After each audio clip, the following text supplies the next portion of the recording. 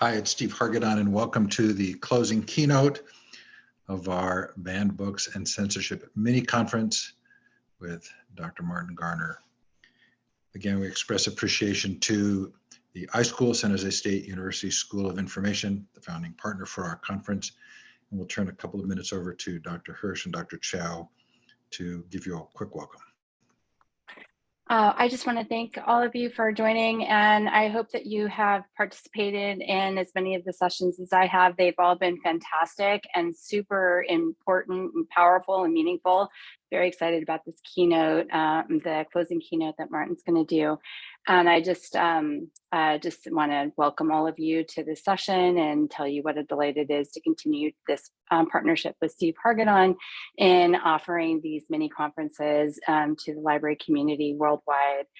San Jose State's really pleased to be able to do this. And I'd like to now introduce Dr. Anthony Chow, who is the director of the School of Information at San Jose State, and I'm the Associate Dean for Academics in the College of Professional and Global Education. Over to you, Anthony. Thank you, Sandy. I want to especially thank Sandy and Steve and congratulate you for the work you all did to put this together some years ago, especially Steve Hargadon and Library 2.0 for all of your hard work in putting this together. And certainly, I want to thank all of our distinguished panelists and speakers and all of you for attending today's events. All the content from today has been recorded and it will be transcribed and publicly posted on Library 2.0 and the San Jose State iSchool website in the coming weeks. And without further ado, please join me in welcoming back our closing keynote speaker, Dr. Martin Garnar. Thank you, Drs. Hirsch and Chow, and thank you, Steve, for all the behind-the-scenes support for pulling this together. It's evident that you've done this a lot, and I really appreciate how effortlessly you've made this come together for us. I'm going to go ahead and share my screen because it wouldn't be a presentation without some slides. And so I'm going to be talking about social justice and intellectual freedom and why I think we need both. And so what can we expect today? I'm going to do a little bit of groundwork, sharing some information about our core values that I think we should all be keeping in mind as we're talking about this topic. I'm going to go through a couple of dilemmas where our values come into conflict and just look at some ways that we might approach them, and then have a little bit of time at the end for reflection. And what I'm going to try to do here is also see if I can have the chat up in the corner here so I can watch that as well in case stuff comes up, but I'll be focusing on trying to make sure we stick to the topic and stay on time. All right, so I think it's important when we're talking about all of our values is to be thinking about what the core values of librarianship are. And for me, I look at, there are many lists that you could find that talk about the core values, but I do look to the American Library Association and the list that they have, and you can see them on the screen here: access, confidentiality and privacy, democracy, diversity, education and lifelong learning, intellectual freedom, the public good, preservation, professionalism, service, social responsibility, and sustainability.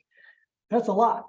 And I know that there are discussions underway looking at our core values within the association.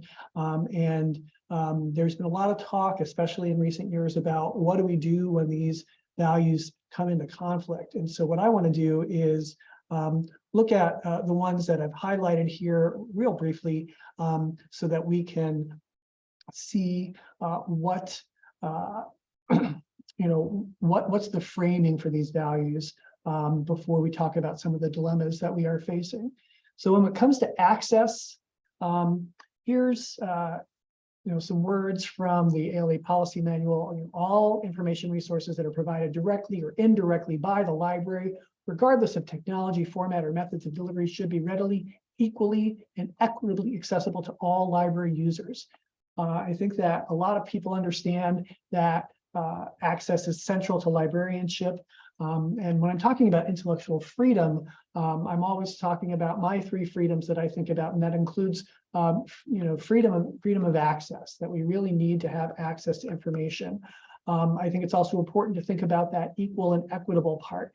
It is up to us to make sure that not only can everyone have access to the information that they want to see, but they have the tools and the skills to get that information. And that's where that equitable part comes in. It's really up to us to teach them how to access the information that they need, so that they've got the information literacy skills, they have the digital literacy skills. We need to advocate for the fact that they could get broadband access, especially in today's world. And so it's really important for us to understand that there are a lot of issues around access that continue to be a big challenge for us that we're always trying to overcome. Democracy, where does this fit into librarianship? And so a democracy presupposes an informed citizenry. The First Amendment mandates the right of all persons to free expression and the corollary right to receive the constitutionally protected expression of others. The publicly supported library provides free and equal access to information for all people of the community that the library serves.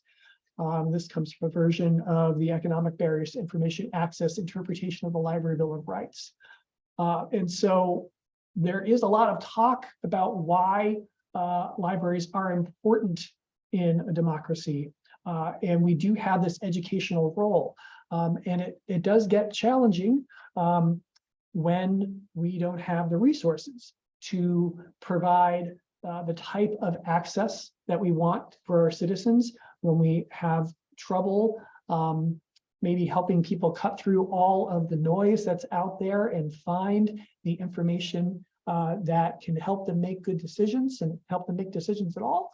And so it's really important that we be that space where people can come in no matter who they are and get information on topics that are of interest to them, and to do it in a place where they're not expected to have to come in and pay for information. Of course, libraries are supported by us all collectively, but unless we don't charge for access to our resources in the way that you have to pay for access to an article online, or even people who can still buy newspapers where newspapers still exist in print, or going to a bookstore to buy books. We have this information available, and we do this because we believe in the power of information. Diversity, what do we have to say about that?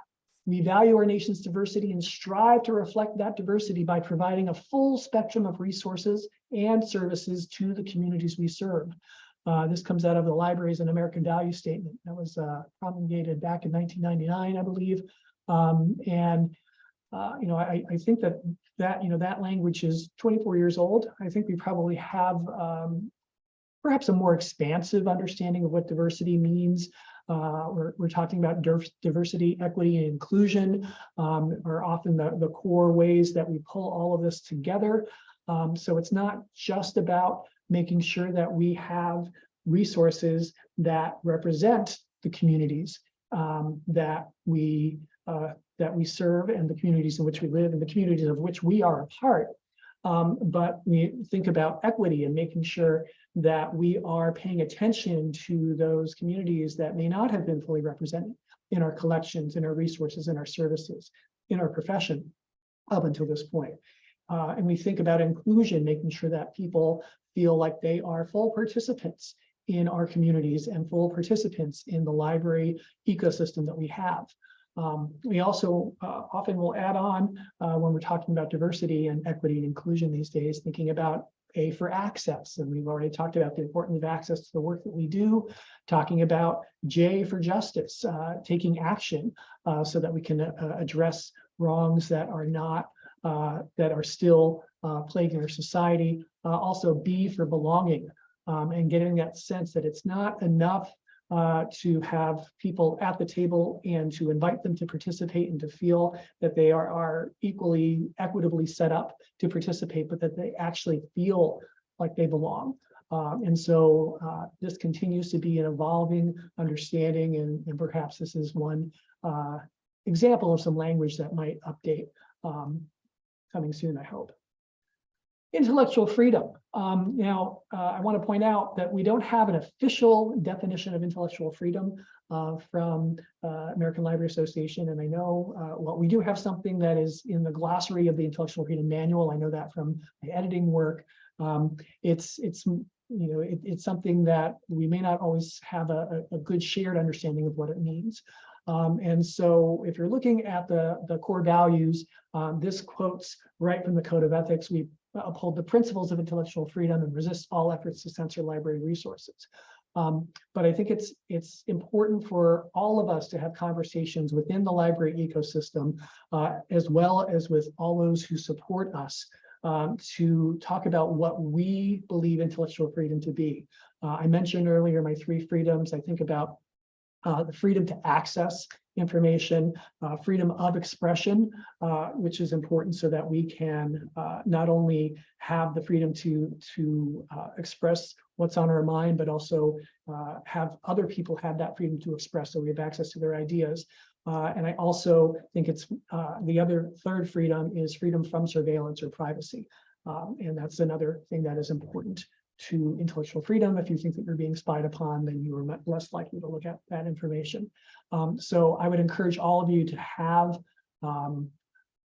conversations about what you think intellectual freedom means within your circle, so that we're all on shared ground there.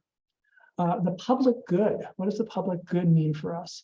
A definition that comes from ALA, and you'll see it's also coming from about 25 years ago, is that ALA reaffirms the following fundamental values of libraries in the context of discussing outsourcing and privatization of library services. There's a little historical context for that. These values include that libraries are an essential public good and are fundamental institutions in democratic societies. And so I think the public good part here is something that I want to just focus on. I remember talking to a colleague about, why are libraries something that, why should we run libraries like a library, maybe not just like as a business? And why do we always look to, say, the business world to look at things that we do collectively, like, say, education or libraries or other administrative services that are coming from from the government. And I would say that in this case, there are things that we need to do just because they are essential for our communities. If we believe that libraries are important for democracy, then we need to make sure that we have libraries, and we shouldn't be thinking about it, whether or not they're making a profit, but that we should actually make sure that this is seen as an investment in what is available for our communities, so that they can have the things that they need to be happy human beings. Social responsibility. What does that mean in this context? This is a long one. ALA recognizes its broad social responsibilities. The broad social responsibilities of the ALA are defined in terms of the contributions that librarianship can make in ameliorating or solving the critical problems of society. Support for efforts to help inform and educate the people of the United States on these problems, and to encourage them to examine the many views on and the facts regarding each problem, and the willingness of ALA to take a position on current critical issues with the relationship to libraries and library service set forth in the position statement. So how do we unpack this one a bit? And so if we're talking about what libraries and library workers need to do with regard to our social responsibility, this is saying that we need to be thinking about how our work can help solve the big problems of society. What is it that libraries can do that can make a change when it comes to thinking about people who are experiencing homelessness, for example, or challenges around education? What are things that libraries can do to help with these situations? And so part of that is to do what's really in our wheelhouse, which is to provide information about the issues that we're all facing collectively, as well as maybe doing a little bit more outreach and saying, and here's a range of things so that you can educate yourself. The last part, the willingness of ALA to take a position on current issues, is often one that has gotten a lot of attention, where ALA might make a statement on a current event or a current issue, and not everyone agrees with the stance that ALA might be taking. They might be wondering, why does ALA have a position on this? And I think what's important to think about is that final clause there with the relationship to libraries and library service, and seeing how does our position as a profession, as represented through ALA, how does this lead us to have an opinion, a thought, a place on a current issue as it relates to libraries. And that's something that I think there's always some tension as to what is our lane when it comes to libraries. And I think that is not something that we always agree upon. So those are my points of the different values that are in play here. And when I'm thinking about intellectual freedom and social justice, there are three different dilemmas that have been coming up in recent years that I want to just put forward and spend a little bit of time thinking about. And so that includes meeting rooms. This is something that for at least the last 5 years has been a subject of a lot of debate and discussion, coming from changes to the meeting room interpretation from the American Library Association that were approved and then rescinded and then revised and passed again. And so if, a common dilemma that we've been hearing about around the country, you have a board member who proposes that no controversial programs be allowed at the library because we don't want to have any issues with drag queen story hours. And so, what might you say to that? And I know that the chat's working. And so if you heard that someone was concerned about saying that we have no controversial programs be allowed at the library, how might you respond? What sort of things might you be thinking about? And Michelle, yes, controversial is defined differently by different people. Rebecca, it's a great question. What is a controversial program? Who defines it?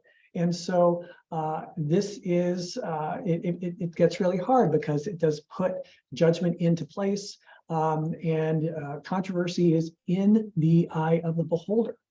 And so, and these are actual concerns that have come up. And what I want to share, some policy language that I've pulled from, this is actual policy language that has come out. And so this is one district's attempt to approach.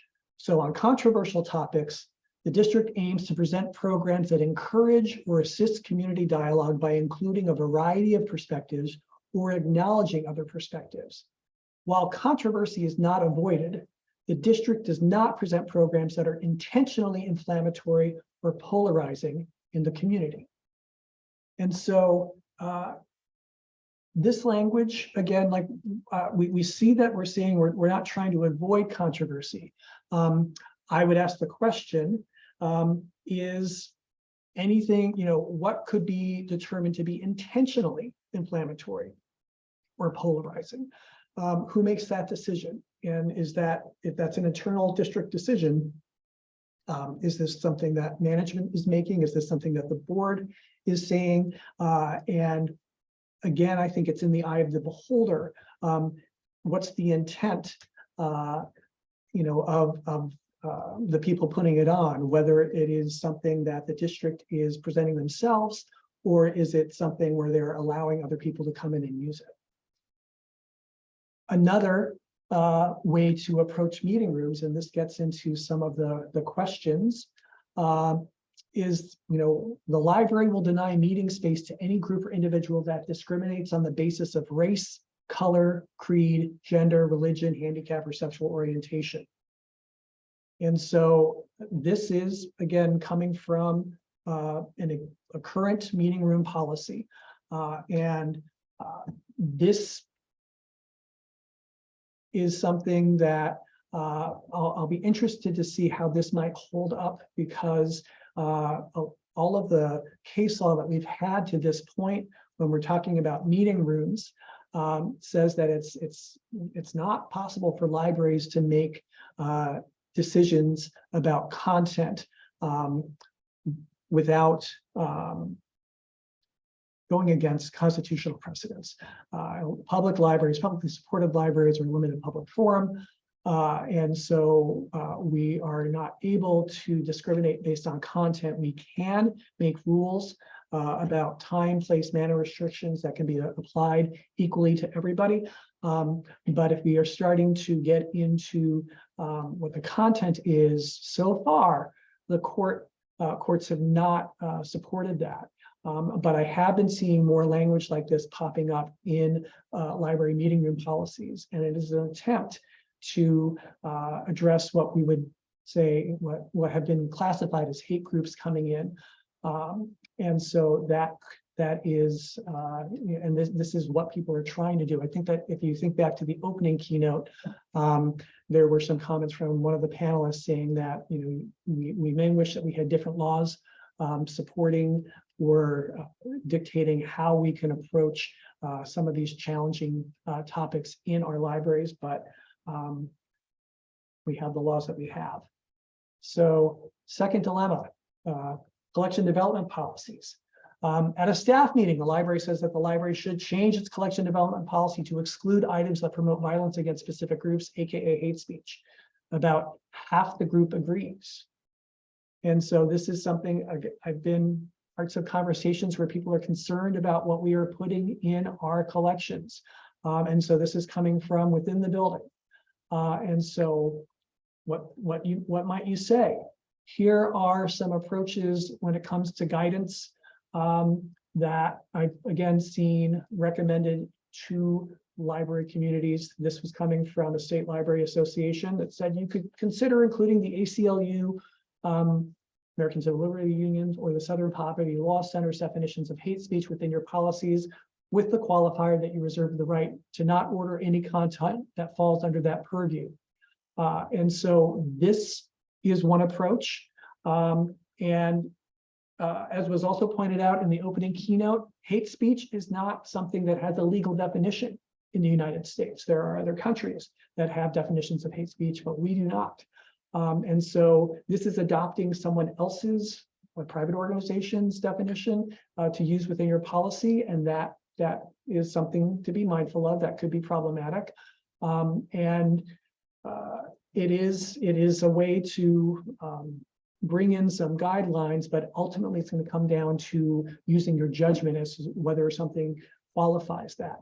Now, you are going to have folks who decide that who do not see their what they want to pursue as being defined as hate speech, and that certainly could be a problem. If we start making judgments in this way, we will open ourselves up to have those judgments questioned. Another approach, this is from another public library, and again, I changed the name of it just to keep it focused on the text here. Defends and protects the First Amendment rights of each of its users by providing access to the widest possible range of materials, which in some cases may include extreme or unpopular points of view. While individuals are free to personally reject materials of which they do not approve, individuals or groups may not restrict or exercise censorship over anyone else's freedom to read or inquire.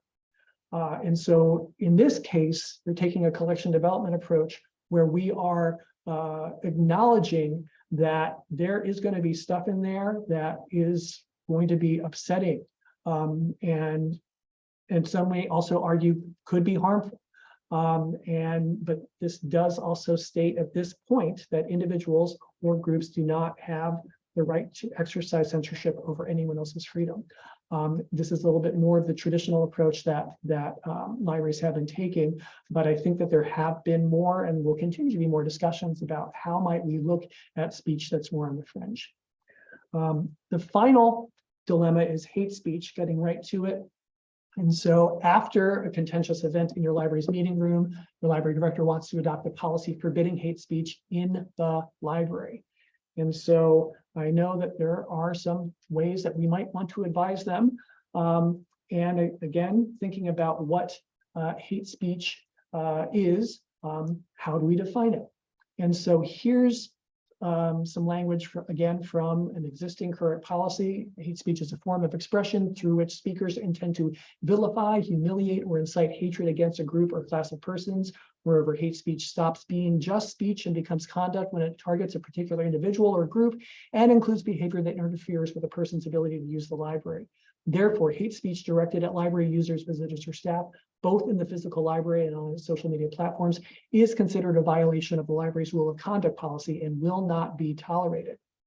And so this is, I think, again, you have to think about positionality here and who is determining what hate speech is. And in the second sentence, we're going from speech to conduct. And oftentimes when we've been talking about like when can we, like when does free expression lose some of its protections? And that's when we go into behavior issues. And so this policy is attempting to connect that expression to behavior and saying that it's interfering with someone else's ability to use the library. And that's where we have a problem. Another way to look at the hate speech. This is any behavior that reduces or interferes with others' equitable access to library materials, services, or spaces, including acts of racism or hate speech, will not be tolerated. So again, trying to focus on the behavior as a way to still protect speech, but saying that if behaviors come up that interfere with someone else's right to use materials or services or spaces, that's where we draw the line. Again, as all the other things that we've talked about in these dilemmas, if we're looking at controversies, if we're looking at, what is hate speech, what are hate groups, if we're trying to decide what is, what's an act of racism, how do we define that? And here we don't have a definition of hate speech. And so the dilemma is we're trying to create a space where people feel safe, where they can use the library and not feel that they are being attacked or that their lives are in danger, quite frankly. And so in this case, how do we make decisions and judgments about this? These are examples of how some libraries are trying to have that happen. So a couple of questions for reflection, because I know we only have a few minutes left. And this is such a big topic, and this is a conversation that we need to keep having so that we can talk about ways forward. So things that I like to think about, how do we make the library a welcoming place? And what does it mean for the library to be a welcoming place? Who are we welcoming? We say we serve everybody. And so what does that mean for the library to really have everybody come in and for everyone to feel like they can see themselves represented in our collections, in our programming, in who we are? You could change this to how do we make the library profession a more welcoming place?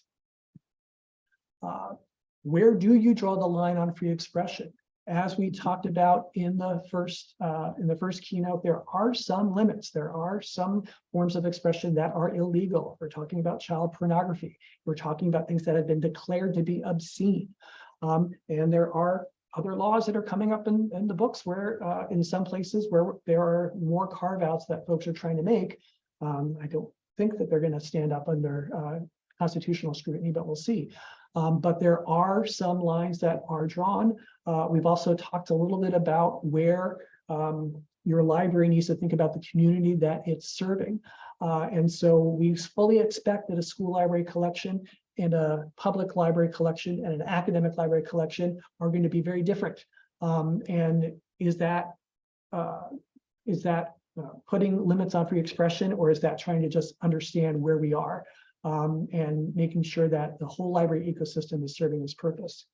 Finally, how would you update the core values of librarianship? I know that I've got some thoughts, but I think that we do need to be thinking of whether or not the values that I shared earlier still reflect where we are as a profession, if there are more that we need to be thinking about, or if there are others that may have timed out. So With a few seconds left, I'm going to just stop sharing my screen. I want to thank you, and I'm going to turn it over to Steve for closing thoughts. Thank you, Dr. Garnar. Thanks to San Jose State. Thanks to all of you for attending. The recordings will be up early next week, as well as the chat logs. So we really appreciate that you've attended and hope that you've enjoyed the conversation. And Martin, special thanks to you for all of your good organizing work. Okay, take care, everyone. Bye now.